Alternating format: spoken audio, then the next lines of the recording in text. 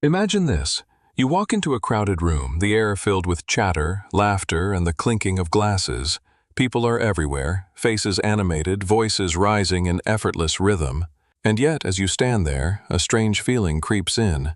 Not shyness, not fear, but disconnection. You can hear the conversations, but they feel hollow. You try to engage, but something inside you recoils. Not out of arrogance, but fatigue. No one seems to speak the language that echoes inside your mind. You smile politely, nod when required, even contribute a clever remark. And still there's a silence behind your eyes, a gnawing sense that your true self remains unseen, untranslated, perhaps even untranslatable. What if this isn't social awkwardness? What if this is something deeper, something existential? You begin to wonder, is it possible that intelligence, rather than being a bridge to deeper human connection, actually becomes a barrier? How can a sharp mind that sees the layers beneath conversation, that senses the fragility of social masks and the absurdity of small talk, ever feel at home in a world addicted to distraction? Why do those who perceive life most clearly often feel the most alienated by it? Can it be that the very clarity which allows you to pierce through illusion also exiles you from belonging? This isn't loneliness as most understand it. It's a subtler exile, a kind of quiet dislocation of the soul. And now, the question begins to burn.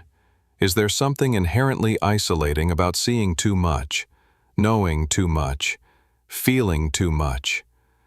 To answer that, we must descend into the hidden architecture of the mind and confront what Schopenhauer called the suffering of the seeing. Shall we begin? Schopenhauer once wrote, "The more unintelligent a man is, the less mysterious existence seems to him." And with this brutal observation, he opened a door to a truth most would rather ignore. That intelligence is not simply a gift, it is a curse wrapped in insight. To see the world clearly is to also see its absurdities, its hypocrisies, its quiet cruelties. And once you've seen them, how do you unsee them? Imagine, for a moment, that your mind functions like a lens, polished sharper than most. While others perceive the surface, the smile, the norm, the comforting lie, you see the fault lines beneath. You hear the subtext behind the words, the tension under the laughter, the meaninglessness beneath the routine. You are not trying to be different, you simply can't look away. But society is not built to accommodate such minds. Our collective rituals rely on consensus illusions, beliefs in fairness, permanence, progress, or the nobility of human nature. These are necessary fictions, and most people cling to them as they would to oxygen. To question them, not out of rebellion but from honest perception, is to invite discomfort, even hostility. Carl Jung observed that loneliness does not come from having no people around, but from being unable to communicate the things that seem important to you. In other words, isolation is not about solitude, it is about dissonance. It is the unbearable gap between what you see and what others are willing to acknowledge, and here lies the hidden problem. The intelligent person, especially the one drawn toward philosophical or existential reflection, begins to recognize a fundamental disconnection between their inner world and the external social order. The deeper the insight, the wider the chasm. You might articulate yourself clearly, but what you say often lands as discomfort, or worse, confusion. Schopenhauer saw this clearly. He wrote that most people are not individuals in the true sense.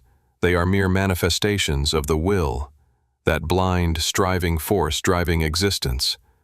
But the truly intelligent person detaches from this will, perceives its emptiness, and in doing so becomes estranged from the very life force that animates others. Aldous Huxley echoed this sentiment when he noted that the more powerful and original a mind, the more it will incline towards the religion of solitude.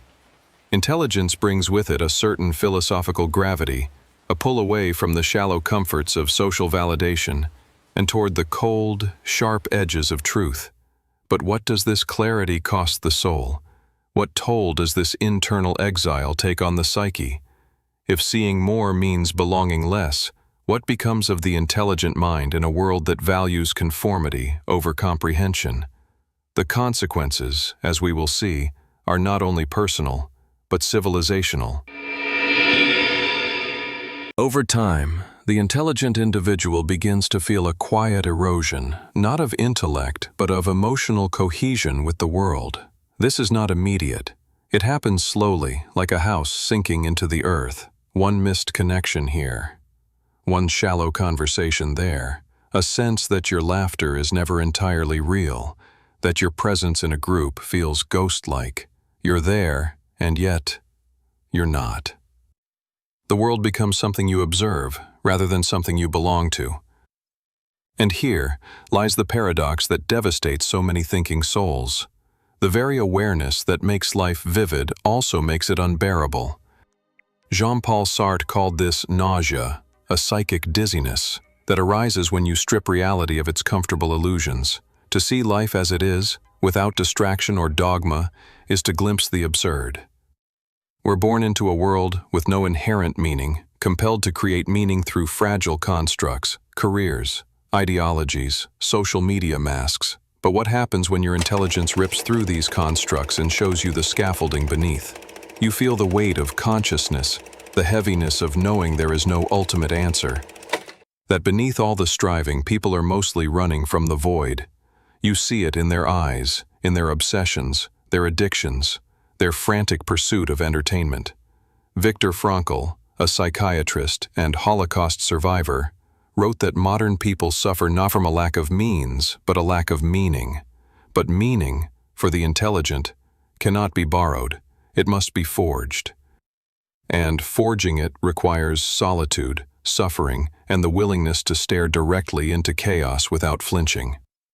This existential burden often manifests in isolation, not just socially, but neurologically. Studies have shown that people with higher intelligence often have fewer close relationships, lower social needs, and a higher susceptibility to anxiety and depression. Not because they are broken, but because they are exposed.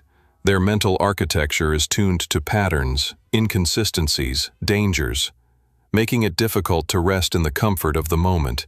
Even their joy is different. While others find pleasure in groupthink or escapist entertainment, the intelligent often crave novelty, depth, or aesthetic intensity. But these are rarer, harder to access, and often misunderstood. As a result, their needs go unmet, not out of neglect, but out of invisibility.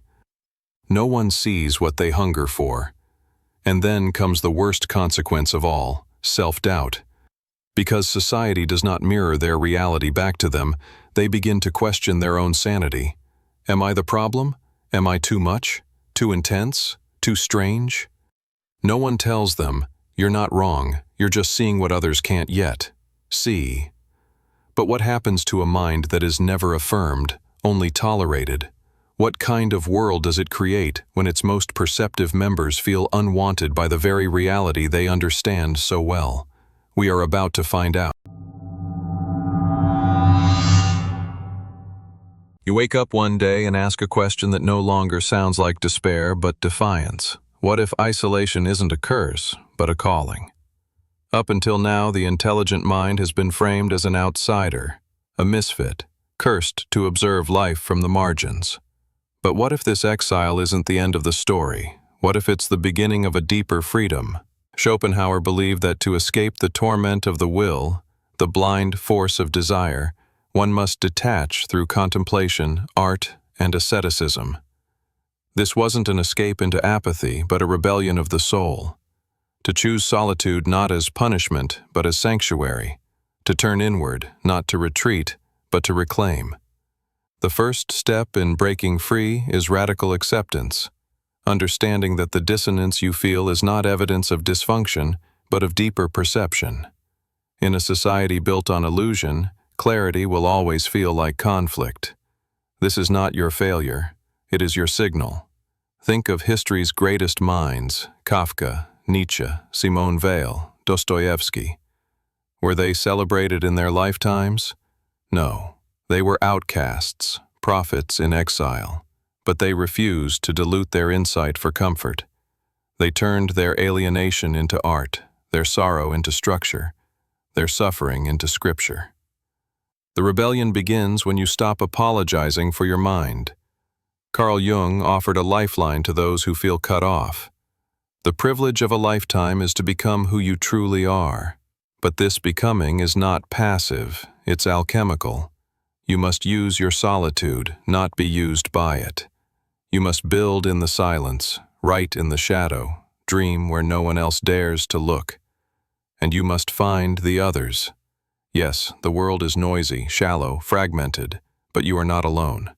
Across oceans, across centuries, there are others like you. Thinkers, wanderers, creators. People whose minds are tuned to the same strange frequency.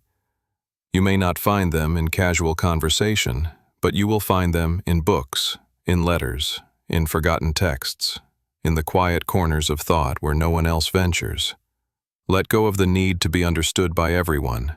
You were not made for the crowd. You were made for the mountain, and not every path has footsteps on it. To reclaim your mind is an act of rebellion in a culture that thrives on sedation. So read what challenges you, write what you fear, seek conversations that crack open your soul. Walk away from those who shrink you to fit themselves. Not out of pride, but out of truth, because now you know. Isolation isn't the absence of connection, it's the refusal of false connection. And soon, a truth more powerful than comfort will emerge, something that turns your suffering into strength. There comes a moment, quiet, almost imperceptible, when you stop mourning the distance between yourself and the world, and begin to see it for what it is. A sacred space. Not exile, not punishment, but a threshold. You have not been cast out of the world. You have outgrown the illusions that most still need.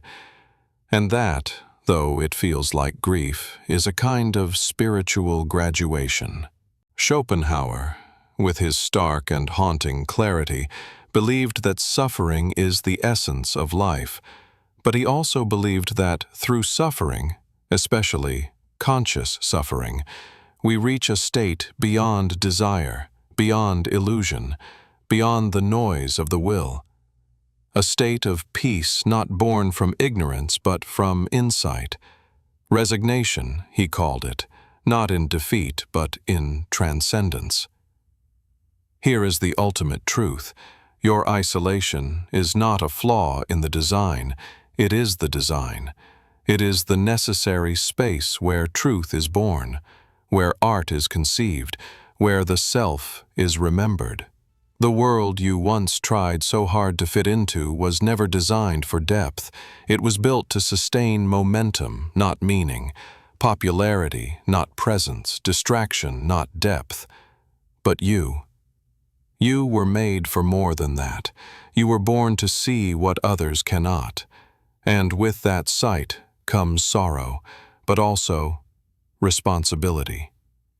Not to fix the world, but to bear witness to it.